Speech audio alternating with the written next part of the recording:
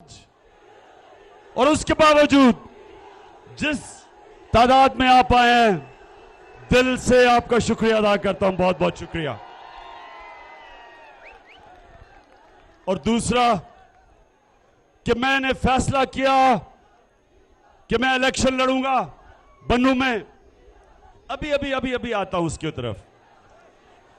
मैंने नहीं, खामोशी खामोशी खामोशी, अभी आता हूं डीजल के ऊपर भी। मैंने बन्नू से इलेक्शन लड़ने का फैसला इसलिए किया कि जो बन्नू का फिरौन है, इसका मुकाबला करने आया हूं। ये अकरम खान दुरानी 2002 इक्तदार से पहले आप सब जानते हैं इसकी क्या हैसियत थी। अब सब जानते हैं। आज अरबोपति बन गया है। मैं अकरम खान दुरानी, अगर तुम सुन रहे हो तो मेरी जरा 2-3 सवालों का जवाब दे देना। मेरा यह सवाल है कि मौलाना फजल रहमान जो आपका सरबराह है, वो जब से 2002 से इक्तदार में है,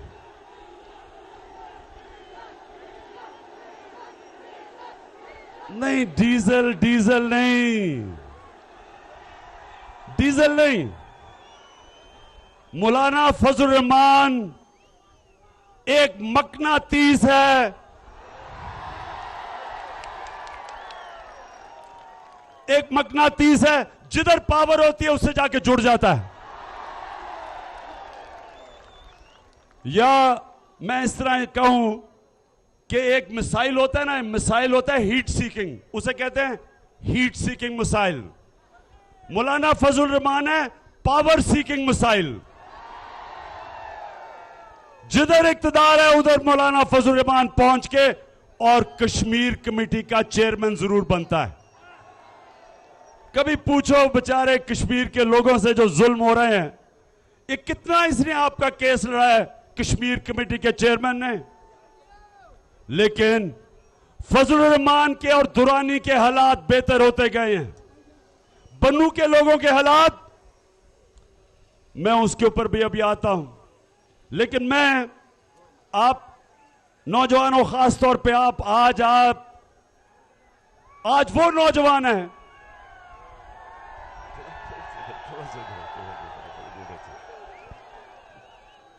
आज जिन्होंने सियासी शऊर है। आपके पास मोबाइल फोन है, मोबाइल फोन में हर किस्म का इंफॉर्मेशन है जो कभी पहले नहीं था। तो नौजवानों, आपने दुरानी से यह पूछना है कि तुम इक्तदार का हिस्सा थे, तुम और फजल रहमान नवाज शरीफ का हिस्सा रहे हो। 5 सालों के अंदर इस सारी कौम पे 13,000 अरब रुपए से कर्जा 27,000 अरब रुपए पे पहुंच गया है। इससे आपने पूछना है कि जनाब आपने क्या किया था जो मुल्क के ऊपर इतना कर्जा चढ़ा दिया है? क्या किया आपने? ये 14,000 अरब रुपया का कर्जा किधर गया? किधर गया ये? इससे दुरानी से पूछना कि दुरानी तुम भी जिम्मेदार हो, तुम भी वजीर थे। अकरम खान दुरानी अपने सरबराह, अपने आका मौलाना फजल रहमान से पूछना। मैं वैसे उसको मौलाना कहना मौलानाओं की तौहीन समझता हूं। फजल रहमान जो डीजल के परमिट पे बिकने वाला, वो मौलाना नहीं हो सकता। तो उससे पूछना कि पहली चीज 14,000 अरब रुपए का कर्जा इस मुल्क पे चढ़ाया है, बच्चा बच्चा मकरूज हो चुका है। सबसे पहले हमें यह जवाब दो कि यह पैसा गया किधर। दूसरा जवाब दो कि अब आप किधर से पैसा लेके आएंगे ये कर्जा वापस करने के लिए। किधर से आएगा पैसा? आपके आमदनी और खर्चे में खसारा पड़ता गया। जो पाकिस्तान मुल्क बेचता है, यहां से एक्सपोर्ट करता है, वो गिर रही हैं, और जो हम बाहर से माल खरीदते हैं वो बढ़ रहा है, यानी वहां भी खसारा। अकरम खान दुरानी से पूछना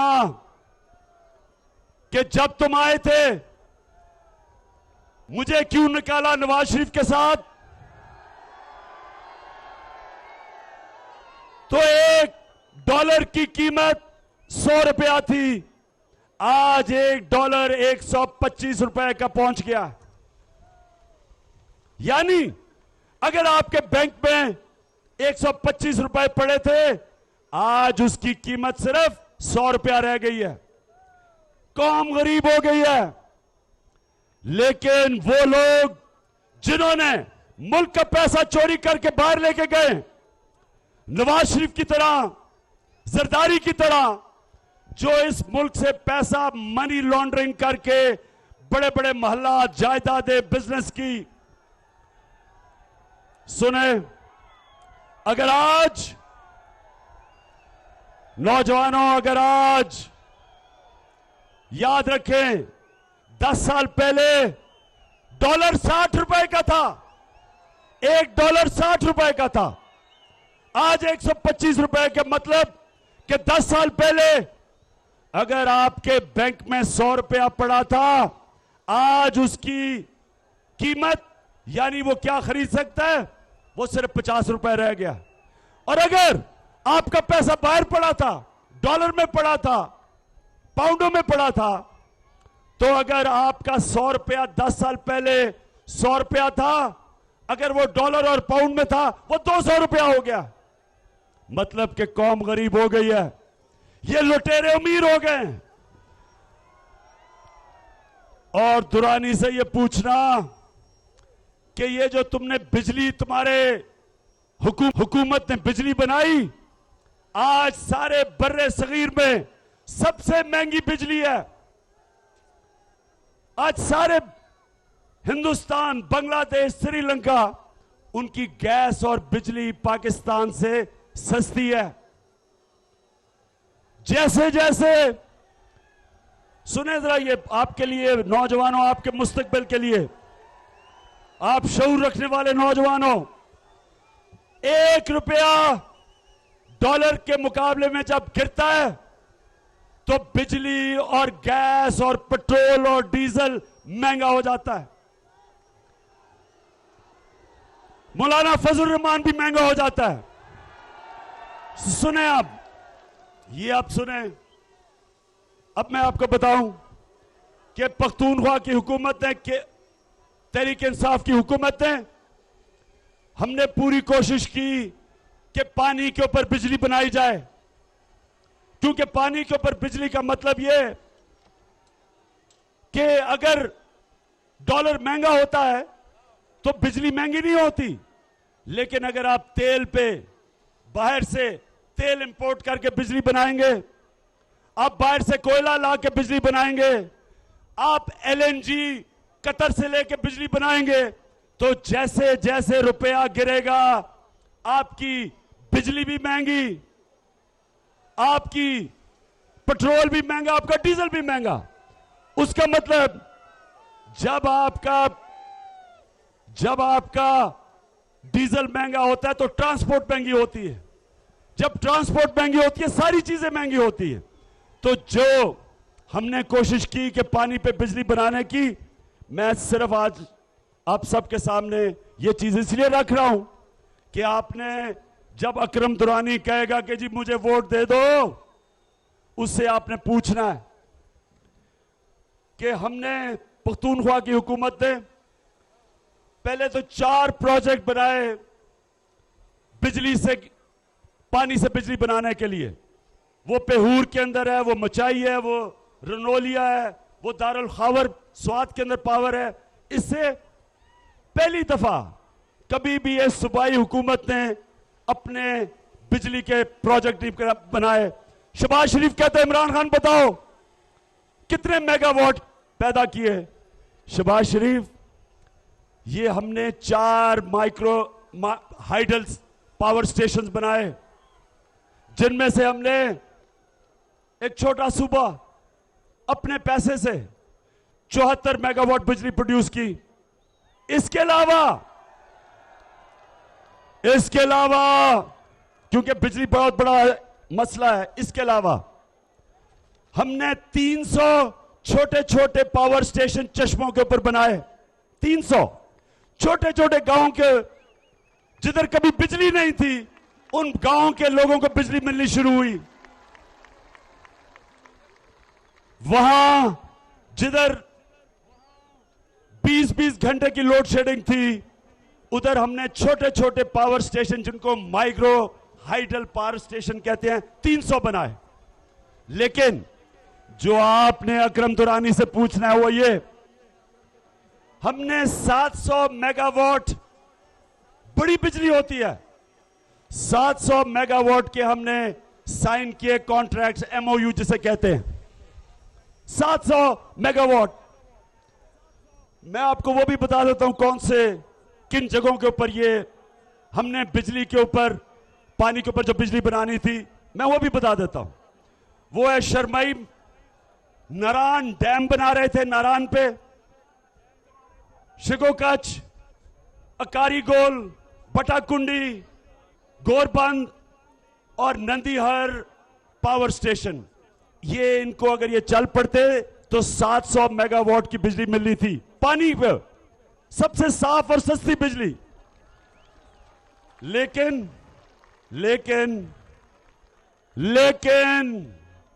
मुझे क्यों निकाला हुकूमत ने, बनने नहीं दिए। 2 साल हो गए हैं, 2 साल कोशिश करती रही है पख्तूनख्वा की हुकूमत कि हमें मौका दे। हमारे इन्वेस्टर हैं, प्राइवेट इन्वेस्टर आए हुए थे, उन्होंने मौका नहीं दिया, इसलिए कि कहीं अगर तरक्की हो गई, लोगों को रोजगार मिल गया, सरमायाकारी होगी अगर पख्तूनख्वा के अंदर, तो कहीं इमरान खान ये शरीफों का तख्ता ना उल्टा दे, इसलिए नहीं करने दिया।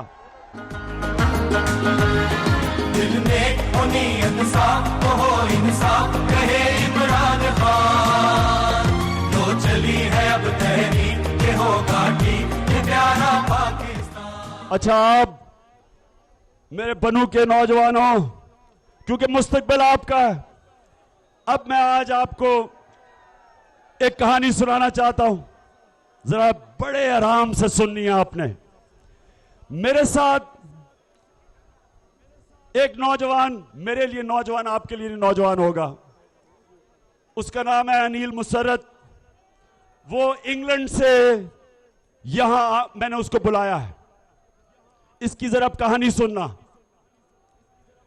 ये 7 साल, इसका बाप, अनिल मुसर्रत का बाप इंग्लैंड चला गया छोटी मोटी कोई नौकरी करने के लिए, रोजगार के लिए। ये 7 साल का था तो इसका बाप फौत हो गया, ये यतीम हो गया। सरकारी स्कूल में पढ़ा, सरकारी स्कूल में वह मुफ्त तालीम है। ये सरकारी स्कूल में पढ़ा, इसने स्कूल से 17 साल की उम्र से स्कूल से बाहर निकला। इसने अपनी हाउसिंग, यानी हाउसिंग के अंदर बिजनेस शुरू की। आज ये अनिल मुसर्रत बर्तानिया का सबसे बड़ा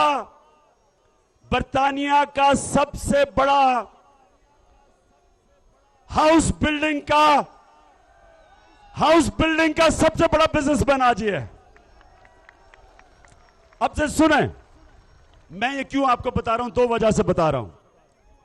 ये है मेरा ख्वाब पाकिस्तान का, कि एक पाकिस्तान में यतीम बच्चा उठे, वो स्कूल में जाए, सरकारी स्कूल में उसको मुफ्त तालीम मिले और वो तालीम मिले जो पाकिस्तान वो तालीम हासिल करके वो पाकिस्तान का सबसे बड़ा बिजनेसमैन बन सके। आज नील मुसर्रत बर्तानिया के प्राइम मिनिस्टर को मिलता है क्योंकि ये सबसे ज्यादा ये टैक्स देता है वहां, क्योंकि ये लोगों को नौकरियां देता है वहां। हुकूमत इसको बुलाती है, इसकी कदर करती है। इसकी अगर आप कहानी सुने तो पहले हुकूमत ने इसको आला तालीम दी सरकारी स्कूलों में मुफ्त, फिर हुकूमत का जो निजाम था वो ऐसा था कि आम आदमी बाहर के मुल्क का अगर मेहनत करता है तो वो ऊपर आ सकता है। क्या हमारे मुल्क में ये हो सकता है? क्या हमारे मुल्क में एक यतीम बच्चा घराने से उठेगा किसी गरीब, क्या वो आज मुल्क में सबसे बड़ा बिजनेसमैन बन सकता है? नहीं बन सकता। लिहाजा मेरी जो ख्वाब है अपने मुल्क के लिए कि सबसे पहले मैं सरकारी स्कूलों को ठीक करूं, और मुझे फख्र है कि पहली दफा पख्तूनख्वा के अंदर 1.5 लाख बच्चा प्राइवेट स्कूलों से सरकारी स्कूलों में गया, क्योंकि सरकारी स्कूलों का तालीम का मयार ऊपर ले आए हैं। तकरीबन 60,000 टीचर को भर्ती किया 5 सालों में, 60,000 टीचरों को, 1,000 स्कूल बनाए हैं, बाकी 1,500 स्कूलों को अपग्रेड किया। आज पहले स्कूलों के अंदर गवर्नमेंट स्कूलों में टीचर नहीं होते थे, आज अगर टीचर नहीं है, सिस्टम ऐसा बना दिया है, उस टीचर को निकाल दिया जाता है। तो मेरा ख्वाब पहला कि अपने मुल्क के सरकारी स्कूलों का तालीम का निजाम ठीक करूं, ताकि एक मजदूर, एक खेतों में काम करने वाला मेहनतकश, अगर वो मेहनत भी करता है उसको कम से कम ये एतमाद हो कि मेरा बच्चा जिस स्कूल में जा रहा है ये बड़े काम करेगा और उसके बाद मेरी बूढ़ी उम्र में मेरा ध्यान रखेगा। मैं वो निजाम चाहता हूं, वो है पाकिस्तान। और दूसरा कि हम इंशाअल्लाह यहां निजाम ऐसा बनाए, हमारा निजाम ऐसा हो कि जो मेहनत करे ऊपर आए। हमारा निजाम उन लोगों को ऊपर आने ही नहीं देता। हमारा निजाम या थोड़े से लोग कब्जा करके बैठे, लोग इस मुल्क में ऊपर एक कब्जा ग्रुप, ये अकरम दुरानी जैसा कब्जा ग्रुप बैठा हुआ है, ये आने ही नहीं देते लोगों को ऊपर। तो इंशाअल्लाह हमारे पाकिस्तान में जो अभी चार हफ्ते में इंशाअल्लाह फैसला होगा, हमारे मुल्क का 4 हफ्ते में फैसला होगा कि ये मुल्क वो मुल्क बनेगा जो कायदे आजम मोहम्मद अली जिन्ना, जो मेरे लीडर, जो हमेशा मैं जिनको लीडर मानूंगा, क्या उनका पाकिस्तान बनेगा या इन चोर और डाकुओं का पाकिस्तान रहेगा? जिंदाबाद इमरान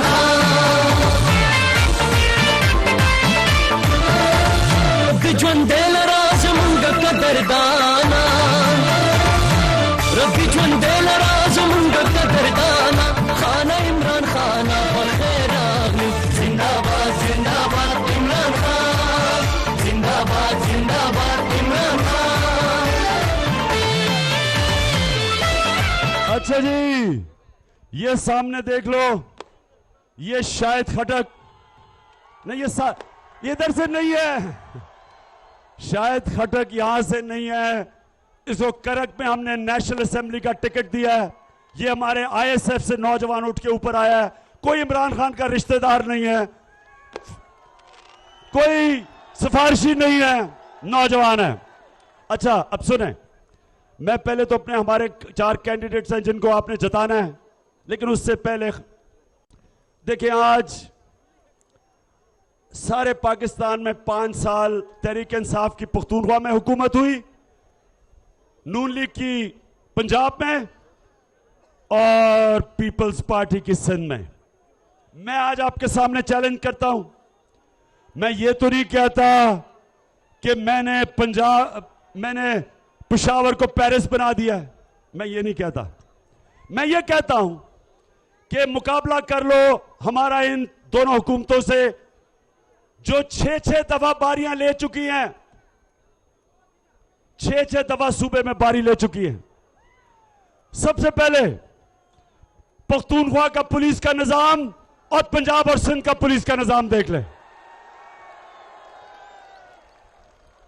आज कोई, मैं चैलेंज करता हूं, कोई कहे कि बेहतरीन जो आज पाकिस्तान की तारीख की सबसे बेहतरीन पुलिस फोर्स है वो आज पख्तूनख्वा की है।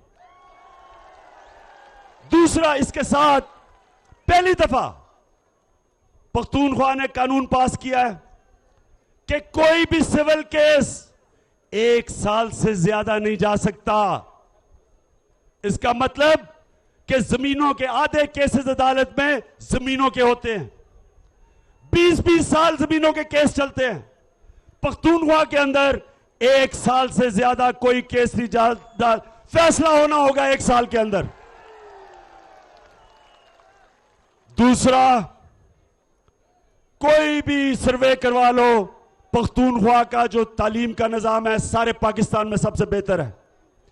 तीसरी चीज, कोई सर्वे करवा लो कि जो पख्तूनख्वा में सेहत का निजाम है, जो हमारे अस्पतालों को हमने ठीक किया, जो हमने पैसा लगाया अस्पतालों में, यहां 3000 डॉक्टर थे, आज पख्तूनख्वा में 8000 से 9000 डॉक्टर हो चुके हैं। आज लोग प्राइवेट हॉस्पिटल से सरकारी हॉस्पिटल में जा रहे हैं क्योंकि सरकारी अस्पतालों की स्टैंडर्ड उठा दी है। सेहत इंसाफ कार्ड, पहली दफा पाकिस्तान की तारीख में एक इंश्योरेंस पॉलिसी आई है कि गरीब आदमी, गरीब घराने में 5.5 लाख रुपया मिलेगा 1 साल में अपनी इलाज के लिए, सेहत के लिए, पहली दफा हुआ है। और बल्दियाती निजाम, आज आप पंजाब के बल्दियाती नुमाइंदों से पूछे, सिंध के बल्दियाती नुमाइंदों से पूछे, सारे कहेंगे कि हमें पख्तूनख्वा वाला बल्दियाती निजाम चाहिए। नीचे तक इक्तदार ले गए, गांव की काउंसिल्स बना दी हैं, विलेज काउंसिल्स, के लोग अपने फैसले करें। नीचे उनको पैसा दिया, आम गांव फैसला करे, शहर फैसला करे उन्होंने पैसा किधर खर्च करना है। और इसके अलावा पहली दफा पाकिस्तान की तारीख में एक हुकूमत ने अपने आने वाली नस्लों का सोचा। 1 अरब दरख्त उगाए हैं पख्तूनख्वा में, 1 अरब। आज लोगों को समझ आ रही है कि क्यों जरूरी है पाकिस्तान में दरख्त लगाना, क्योंकि पाकिस्तान में गर्मी बढ़ रही है। ग्लोबल वार्मिंग में पाकिस्तान 7 नंबर पे है, वो मुल्क जो सबसे ज्यादा मुतासर होगा, जो गर्मी बढ़ रही है। जब गर्मी बढ़ेगी, बारिशें कम होगी, पानी के बड़े मसले आएंगे, आगे बहुत बड़े मसले आने वाले हैं पानी के। तो पहली हुकूमत जिसने आगे का सोचा, इलेक्शंस का नहीं सोचा, अपनी आने वाली नस्लों का सोचा, 1 अरब 18 करोड़ दरख्त लगाए।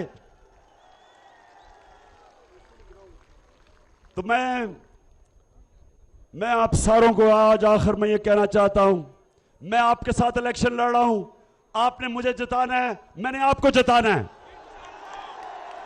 इमरान खान।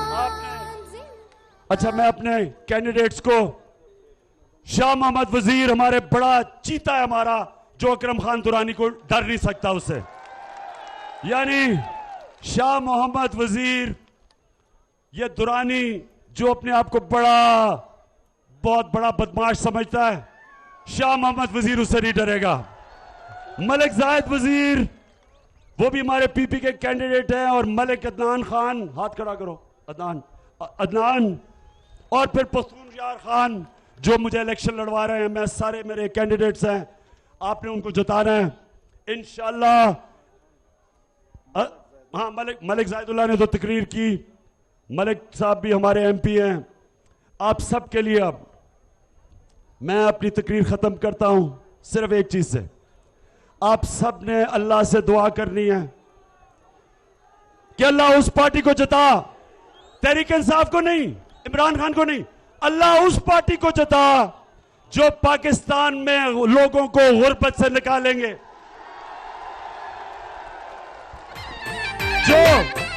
जो पाकिस्तान में एक ऐसा इंसाफ का निजाम लेके आएंगे कि बेचारा एक छापड़ी वाला भी एक दुरानी के सामने खड़ा हो जाए तो उसको इंसाफ मिलेगा। और अल्लाह पाकिस्तान को वो हुकूमत लेके आ जो जब हमारा पाकिस्तानी दुनिया में जाएगा, हरे पासपोर्ट की देख के दुनिया इज्जत करेगी।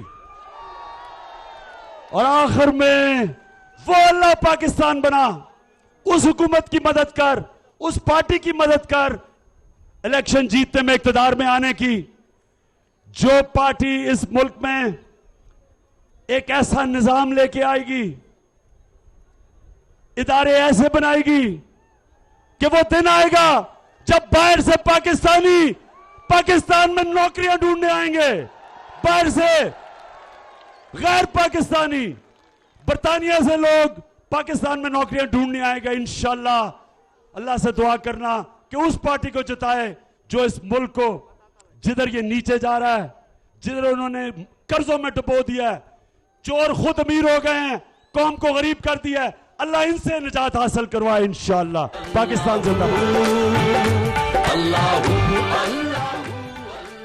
बन्नू में चेयरमैन तहरीक इंसाफ इमरान खान जलसे से खिताब कर रहे थे। उनका ये कहना था कि सियासी मुखालिफिन ने मुल्क को इस नहज पर पहुंचा दिया है।